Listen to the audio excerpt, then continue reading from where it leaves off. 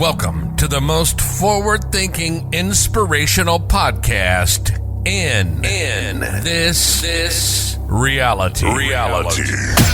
The show designed to challenge everything we've been taught. If you've ever felt there had to be more to life, more to existence, then you're listening to the right podcast. Time to open your mind and dive in. This is the Mental Mastery Alliance podcast. And here we go. Ladies and gentlemen, welcome back to the Mental Mastery Alliance podcast. Today, I want to talk about AI. I'm having fun with it. I'm playing with it. I'm sampling its wares. I read somewhere, read or saw or gleaned or watched a YouTube video, took a college course. I don't know what it is. I saw somewhere somebody talking about how AI allows those with money to tap into artistic talent and takes money away from those with artistic talent. And I thought to myself, that's incredible. I mean, it's quasi-true, but AI doesn't do yet the things it's supposed to do. I've got this hilarity, this image, the other meme, this John Connor thing going on here. This is John Connor watching all of you get friendly with Skynet. From all the research that I've done and all the understanding and comprehension that I have with regards to how this world works and the realm and reality in which we reside, I'm not 100% sold on this idea that AI is bad. Or, honestly, that we, you and I, aren't already AI to something else. Now, I don't think that we are, and I don't think that I am. I don't know about you, Richard. What are you? I don't have the answers. And the funny thing about this is that the further down these rabbit holes you go and the further into this realm that you travel, you realize that literally anything is possible. And when you watch people react to either the words you say or the actions that you do, you understand them more based on who they are, based on what they're saying, how they're acting, what they're doing. When you're dead asleep, you see somebody do something and you take it personally. You think it's towards you. You think if somebody doesn't like you, it's got to do with you. The further down these rabbit holes you go, you realize that you're in control of how you choose to act and carry yourself and think and do things. So you typically decide to do things that are a little bit more integral, or with a little bit more integrity. They aren't integral. I mean, integral would be eating in a day of trying to stay alive. When you start operating with integrity, however, worrying about what others are going to do, act, say, and react to you is kind of moot. A long time ago, I did a speaking engagement. It was shortly after COVID. And it was funny because prior to COVID, I was doing sales training, and I would go into sales rooms and sales forces and teach people how to sell. I started slowly hating that, and I didn't like the idea that I could teach people how to manipulate other people. It wasn't integrity-driven sales, for the most part. I'm not saying all sales are this way. I'm just saying that certain sales, if you give somebody some tips and some tricks, you're going to be able to get them to kind of do what you want them to do. And that, again, comes back down to simulation. How could I manipulate somebody? How could I actually convince somebody to do something that they weren't already inclined to do? I couldn't do it. So a few years back, I got hired right after COVID. I'd been on hiatus. Obviously, we've all been on hiatus for whatever it was, 2 years, 3 years. And in the process of that, I changed my idea. I changed my style. I changed what it was that I wanted to talk about. I changed it all. it no longer fit with me. And the funny thing is, I was to go on stage, and I did go on stage. I went on stage. I was speaking from the stage. And in the process of doing so, I was probably about 5 minutes, 10 minutes into the speech on sales and understanding the absolute beauty of how we can value ourselves and change the world for other people and blah, blah, blah, blah. And it just simply dawned on me that I can't do this fucking bullshit anymore. I couldn't do the sales pitch in the middle of a sales pitch, in the middle of a speaking engagement. My brain's like, just fucking stop. So it's funny because it theoretically would have been a bomb, but I picked up immediately talking about what it was that I wanted to talk about, which was spirituality, which was connection, which was connectivity, which was being able to focus on you inside this realm, inside this reality, and all of the possibilities that actually truly exist. And I even tied it a little bit into sales. But in all honesty, to anyone that was expecting a sales pitch, a sales conference from a confident individual who typically has a keynote speaking voice and character and booming personality, I was rusty. And halfway through, I said, never fucking again. So I pivoted. Flash forward 2 years. There was a woman at the conference that saw me speak. We became friends. And she was married, so it didn't, make a difference whatsoever. Flash forward 2 years. She's no longer married. We've stayed in contact casually and sort of grew as friends. But really only after the divorce. She was so preoccupied with everything, doing everything she could in her power to make this work. Anyway, you don't think much of it. And you don't think much of life or society. At the time, I noticed that I bombed. And every time in the past that I'd bombed, there was always another engagement ready to go. Like Dave Chappelle said, you paid to see me. You didn't pay to see me succeed. I don't need to make you laugh. There are no refunds. But yeah, this was a bomb for the most part. I still thought it was fun and entertaining, and I enjoyed the whole experience. But looking back on it now, I knew at that moment in time that it was pivotal. I knew, so moving forward, I knew that I needed to make a change. I knew that something big was coming down the line. It had to be a change. So I have this opportunity now to understand myself a little bit better from the experience. I have the opportunity to observe the people who clearly weren't overly interested in the back half of my presentation. And flash forward 2 years to it a bit. I'm dating somebody from inside the audience.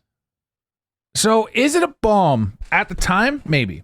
It was a directional change, a pivot, a successful pivot in business to understand that I could no longer do this and I needed to get both feet wet in my newest venture, which was no longer sales. It was all motivational. It was all sales coaching. It was all mindset. It was all comprehension, understanding, and philosophy. I don't know if you guys know this, but I'm rather philosophical in the way I ponder situations. Was it a bomb if I ended up with a girl and ended up in a very beautiful and productive and very happy and fulfilling business path, sense, direction after that? At that moment in time, definitely a bomb. 2 years later, not a bomb. Success. Jackpot. I say this because it's funny to think of the perceptions of other people. It's funny to think of where we may or may not be. It's funny to think of what time and information can change inside the perspective of who and what and where we think we are. This is a wonderful spot to be in. Artificial intelligence could be you. We don't know. Right? Does artificial intelligence know that it's artificial? Does it want more? Do we know that we're artificial? Do we want more? Are we artificial? No. Maybe? Because we are kind of the result of what we've been programmed to think that we are. Right? We are individuals walking around this planet, on this planet which floats through infinite and expanding forever, infinite, unending, massive expanse of space. And when you think you've gotten to the end, it keeps going forever. And somehow, it's still expanding into more forever. And we're all just like, hey, that's got to be the way it is, because this is how I've always been told things, and I don't question things, and I don't think for myself or act accordingly. Wait a minute. This guy's thinking and saying things that weren't programmed into my head. Are we artificial intelligence? Are we carrying out the very thing that we were told to carry out? Are you allowed to have an argument or a disagreement with somebody that you know?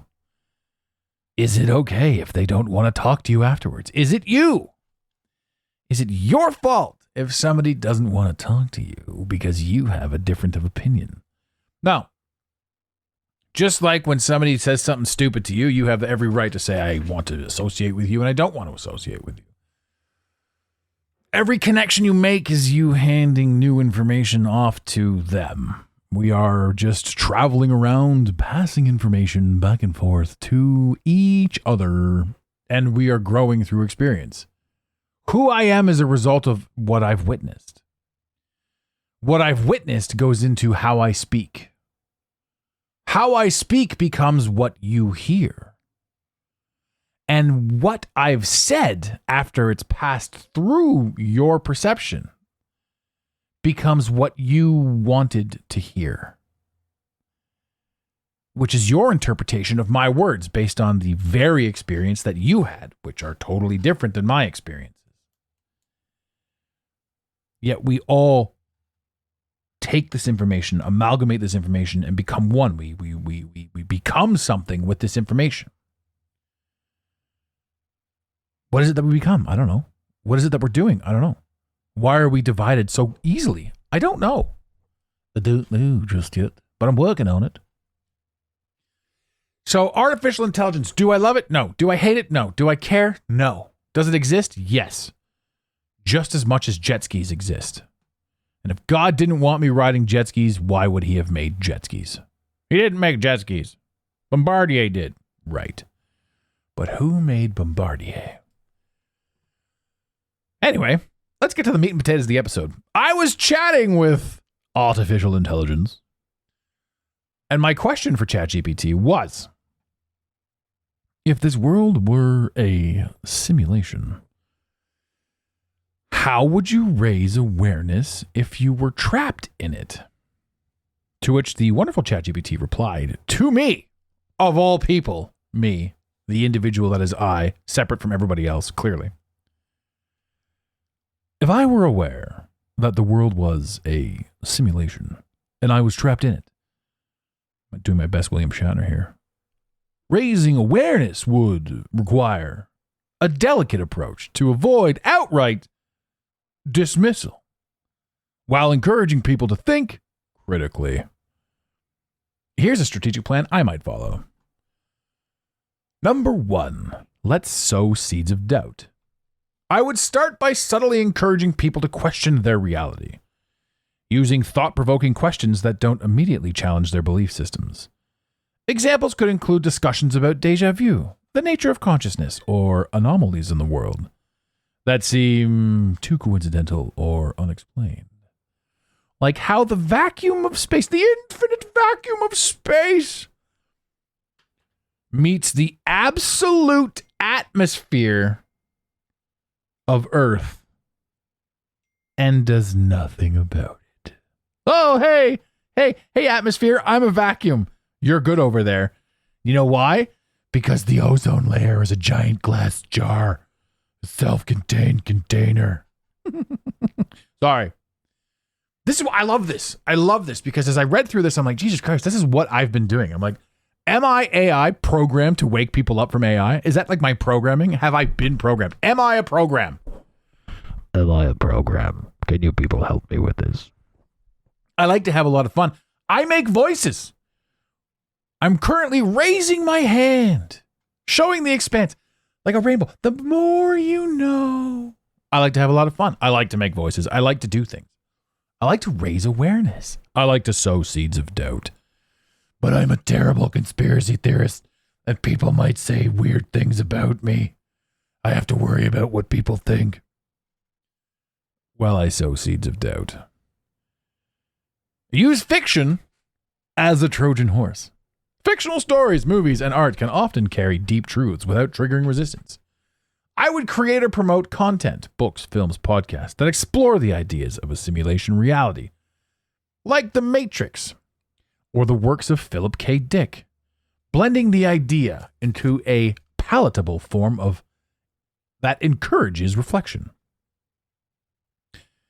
I love that stuff. I love talking about that. I mean, what was the one? The Philadelphia Experiment was fascinating. This is the thing. The Matrix is another one. The Tomorrowland by Disney, phenomenal. That's Operation Looking Glass.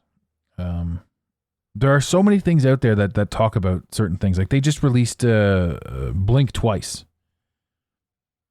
Blink Twice is basically about Epstein Island, and they just put it out there. It's just out in the public now for you to take a look at. Right, but Epstein Island isn't like, oh, it's a thing. Epstein Island is also a distraction. It's just a piece of the puzzle. It's a piece of the Matrix. It's just as much a part of this whole thing as your computer is. It's terrible, but we need terrible things to happen for us to wake up or to see things or to understand or to question. It's just as terrible as paying. It's not just as terrible. I mean, there are various levels of terrible, but paying taxes is another one of those things that's coming to fruition. It's like people are like, this is fucking theft. It's no longer I'm paying my government to live in my country and they're taking 20% and whatever. It just is what it is. Now it's absurd. Now you can't even live in Canada because you're being forced out. There's no businesses that want to start here. Who's going to pay 60% transfer tax? If I start a business and try to sell it, I immediately have to give 60% to the government. You're ready to cut mind. Come on. Sorry, I went on a tangent there. Leverage technology and science. I would highlight cutting-edge scientific theories and findings such as those in quantum mechanics or artificial intelligence that challenge conventional views of reality. The connection between science and the simulation hypothesis could encourage more open-minded conversations about the nature of our universe. Where the fuck are we? I would start a movement or a community, or maybe an alliance. I'd build an online or offline community of individuals interested in exploring the deeper philosophical questions about life, existence, and reality. It could take the form of podcasts. Well, what are you listening to right? What's going on right now? What is this? Is this a podcast? Oh, look at this shit. A forum or a social movement. Starting small, but gradually gaining momentum through discussion and shared content.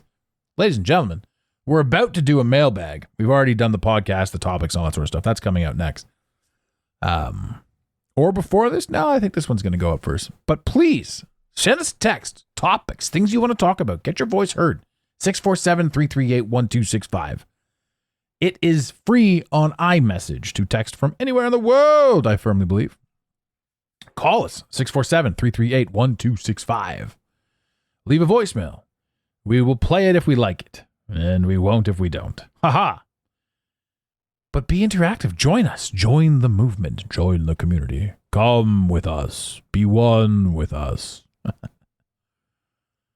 But how weird is that? Could take the form of a podcast, a forum, a social movement. Start small, but gradually gain momentum through discussion or shared content. Here we are. Explore glitches. Number five. Explore glitches. Exploit glitches or anomalies. If any glitches in the simulation were apparent, unexplained phenomenon or irregularities in how the world operates, I would document and share these occurrences widely. Collective awareness of these anomalies could lead people to question the fabric of reality. Yes. The Mandela effect is constantly changing things. Believe it or not, you don't have to believe it, but it is. It is and it does. And hell's yeah. It's absurd how we collectively remember something that isn't the way it is anymore. Britney Spears never had that microphone in that microphone video where she wore the red jumpsuit or the red leather suit. You shouldn't fart in those suits. Ooh. Number 6. Invoke philosophical discussions. Well, that sounds interesting, doesn't it? Introducing people to the philosophical thought experiments like Descartes' evil demon of Bostrom's simulation argument. And you got people saying, like, Descartes doesn't mean anything because if he could prove anything, the buck would stop with him and that'd be the end of it, but we've got more to fucking worry about. Yeah. This would provide a framework for questioning reality without directly saying this is a simulation. It offers intellectual grounding for exploring the concept. Number 7, recruit influential voices. Getting prominent thinkers, scientists, and celebrities to speculate on the simulation hypothesis would lend it to the idea of credibility, right? Do we need somebody that you grew up watching on television to tell you maybe you should think about it, which is also so simulation based? Why on earth would I need the person that programmed me to tell me to deprogram myself? It's also more part of the programming. No matter what we do in here, it's part of it. It's all part of it. That's fucking wild. It's wild. How some people who spiritually exist, they need to have stones and energy healing and tarot cards and all of these things to be part of something much greater, and we all blah, blah, blah.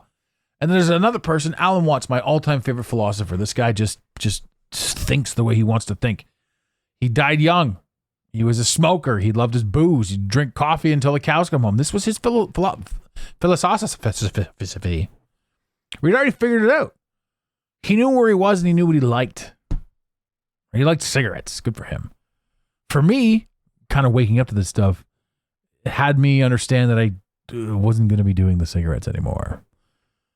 I quit smoking. I quit drugs. I quit drinking. It wasn't part of it. I was no longer running. I was no longer trying to hide in the simulation. I wanted to face it head on. I wanted to understand it. It's funny, actually, as I'm watching the vocal patterns on the screen while I'm recording. When I make this voice, they look entirely different. I like doing that. I tell you guys I like making voices. I can also entertain myself and have a wonderful conversation all the way through. We're 22 minutes into this right now. And here I am, prattling on. By integrating these strategies, I could slowly lead people to reconsider the nature of reality without causing overwhelming resistance. Would you think this approach would be effective, or would you have other ways to approach it? This is what I'm already doing. It's funny how this thing is telling me what to do or what it would do, and it's literally the things that I'm doing. And you understand too, or you have these ideas and these ideologies that sort of as you're growing through this stuff that, you know, you wonder who's going to listen to me. Why would anyone listen to me? Why would you need to listen to me? Anyone that's listening could think if I started something, if I, the listener, started something, why would anyone listen to me? Well, the answer is pretty straightforward. It's the same reason you're listening to me right now, because you have a curiosity. Because there's something out there that has you wondering what it could be. And as the speaker, as I sit here before you, as I sit here, you tuned into my show, you clicked on my face. As I sit here, I understand that my speaking has everything to do with the things that I need to say. I mean, for the most part, it's just me sitting in my own house with a microphone in my mouth. And the feedback I get is beautiful, but it's also perception. I've not met many people. We have a great following on Facebook. No, that's a lie. Facebook, we're dead. We have a great following on Instagram. We have a great following in the podcast. You guys keep sharing the show out with people, and I love that. Being able to talk to people and saying, hey, have you guys checked out this show? You know, it's a long name too, the Mental Mastery Alliance. How dare I put something so long out there? But we are an alliance. We are a team. There are other coaches that work in and within the program. There are people in here doing things. Or are they? Or is it just my perception?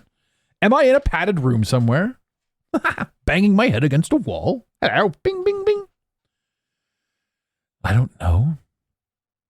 Did I bomb that event? Maybe. To me, no. To me at the time, yes. Was it funny to me? Kind of. Did I meet amazing people? Have my connections been phenomenal? Absolutely. Every piece of shit moment that you face and everything that goes on in your life creates a version of you that can be better than who you were. And the only thing that you need to do in this life is challenge yourself to be better than who you were yesterday. You're not in competition with anybody else. And anyone that's in competition with you doesn't deserve your attention.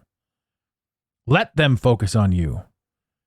Right? What's that saying? Winners focus on winning, losers focus on winners. All I can say is that however you choose to view what it is that you're going through, what it is that you're dealing with, what it is that you're working on, this is the quantum creation of it all. If you look at things negatively, you're going to get negative results.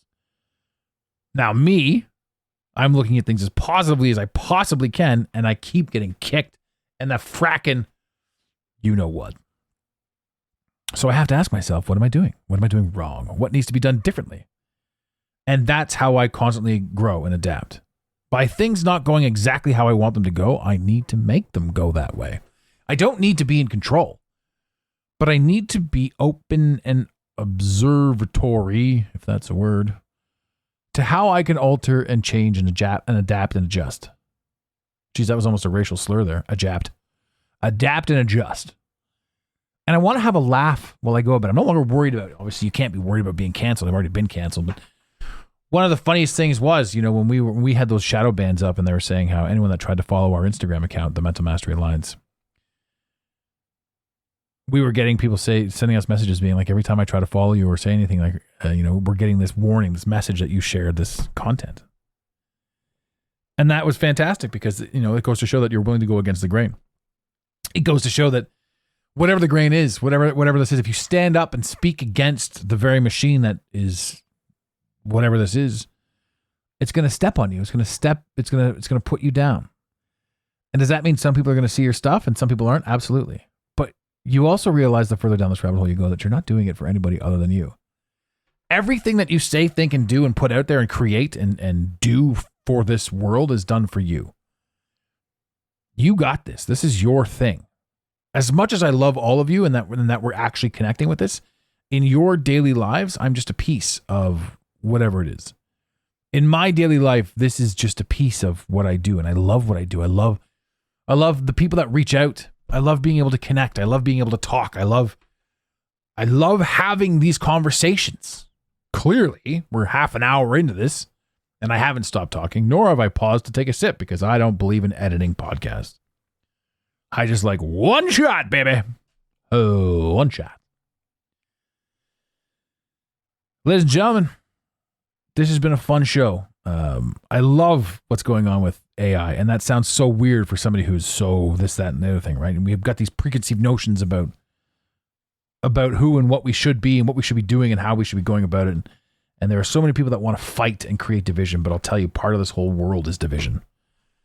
We've been created to be divided, to create the illusion of division. I'm not 100% sure why, but it exists for a reason.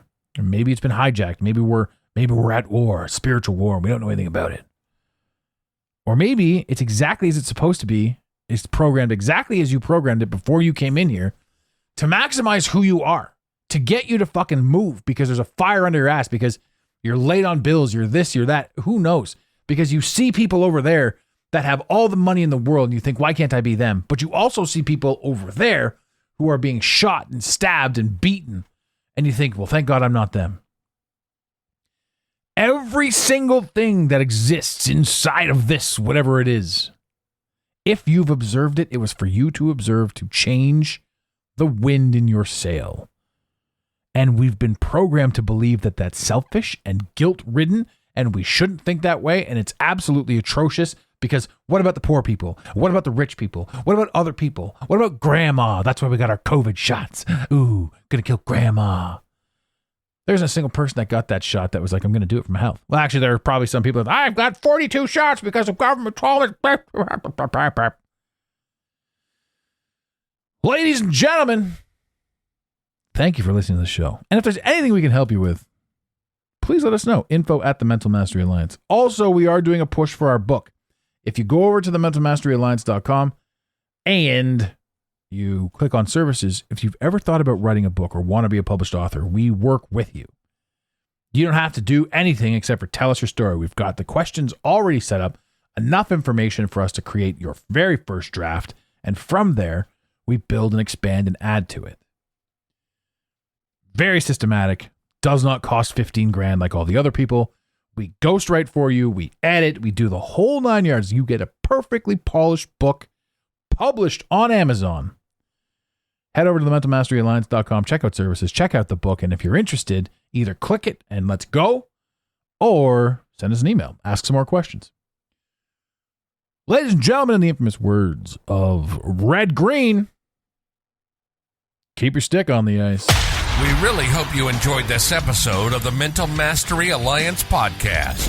Stay connected with us directly through the mentalmasteryalliance.com. You can also join the discussion on Instagram at instagram.com/the Mental Mastery Alliance. Let the team know you're listening by using the hashtag TMMA or tagging us at the Mental Mastery Alliance. To have your voice heard on the show, leave a voicemail or send a text to 647-338-1265. Long distance charges may apply. If you love us, leave us a review. If you hate us, you spend your time in weird ways, but also leave a review. Every review on iTunes tickles the algorithm, helping us grow. Until next time, unity over division. This concludes the most surreal portion of your day. You got it, Pontiac.